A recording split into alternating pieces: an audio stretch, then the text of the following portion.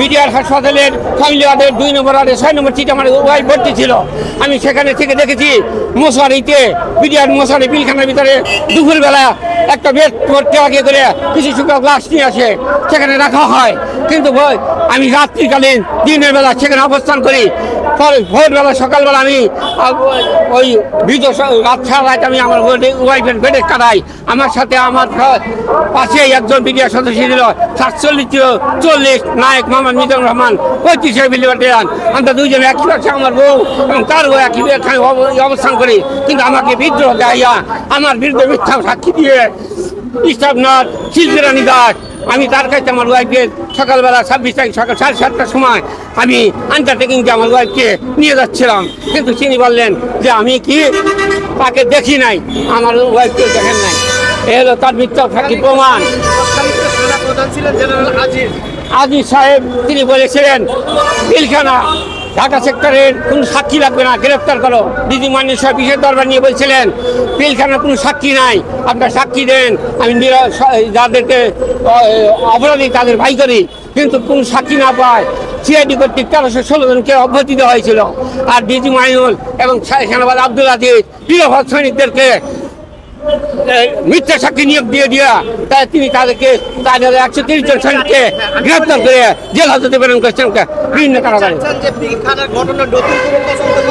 হ্যাঁ, আমি চাই বিডিআর পিলখানায় অফিসার এবং জওয়ানদের মধ্যে সেনায় এবং বিডিআর রাখতে বিচার করা হোক।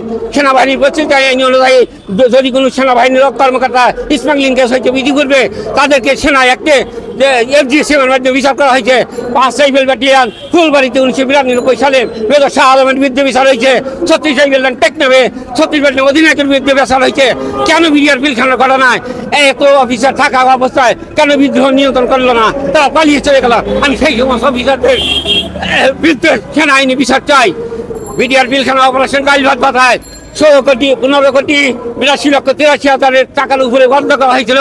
সেই ঢাকা থেকে ডিজি শাকিলের নেতৃত্বে সকল ব্যাটালিয়ন সেক্টর কমান্ডারগণ টাকা ভুয়া বিল তৈরি করে আত্মসাৎ করা হয়েছিল। আমি খুলনা সেক্টরের অপারেশন করার দায়িত্বে ছিলাম। আমার সেক্টরে 5 লক্ষ টাকা বাজেট দেওয়া হয়েছিল। সেই টাকা থেকে 2,21,000 টাকার মতো সৈনিকদের ডিস্ট্রিবিউশন করেছিলাম। আর 2,79,000 টাকা সেক্টর কমান্ডার ওয়াহিদুজ্জামান এবং ডিজি গং তারা এই টাকা আত্মসাৎ করেছিল। এই সমস্ত দুর্নীতিবাজ অফিসার এবং তাদের বিরুদ্ধে আমরা FGCM চাই যেন তারা এই দেশ থেকে দুর্নীতি আর করতে না পারে, সাধারণ সৈনিকদের সাথে প্রতারণা করতে না পারে, সরকারি বাজেটকে যেন তারা সুষ্ঠু ব্যবহার করে। এই সমস্ত বাজেট নির্বাচন পরবর্তী নির্বাচনের বাজেট থেকে তারা কুষ্টিয়া সেক্টরকে 24 লক্ষ টাকার উপরে তারা চেক করে ডিজি মাইনুল ফান্ড নিয়েছিল। আমি চাই এই সমস্ত ঘটনার সুষ্ঠু বিচার করা হোক। ডিজি মাইনুল 12,000 সৈনিক 10,000 সৈনিকের 12 দিনের রেশন পাতা ওই সৈনিকের বেতন ভাতা দিয়ে কর্তন করে নিয়ে গেছিলেন ডিজি মাইনুল সাহেব ঢাকা সেক্টর কমান্ডার তত্ত্বাবধানে। এখন যারা চাকরিচ্যুত হয়েছে আমরা চাই তাদের চাকরিকে পুনর্বহাল করা হোক এবং যারা চাকরিচ্যুত হয়েছে এই বিশেষ আদালতের মাধ্যমে তাদেরকে চাকরি দিয়ে বহাল করার সুযোগ হোক এবং তাদের এই সাধারণ ক্ষমার আওতায় তাদেরকে চাকরি পুনর্বহাল করে তাদের সুযোগ সুবিধা প্রদানের আমি সরকারের প্রতি অন্তর্বর্তীকালীন সরকারের কাছে প্রেসিডেন্টের কাছে আমি আকুল আবেদন জানাচ্ছি। এই বলে আমার নাম 4897 রাস্তায় সহকারী মোহাম্মদ আব্দুল সালাম। আমার নাম আমি বিডিআরের সাবেক একজন চাকরিযুক্ত সদস্য। আমার নম্বর 4897 রাস্তায় অ্যাসিস্ট্যান্ট মোহাম্মদ আব্দুল সালাম। আমার ইউনিট ছিল কুষ্টিয়া সেক্টর। আমি সংযুক্ত ছিলাম বিডিআর হাসপাতালে আমার ওয়াইফের চিকিৎসা সেবক হিসাবে। এই আমার পরিচয়।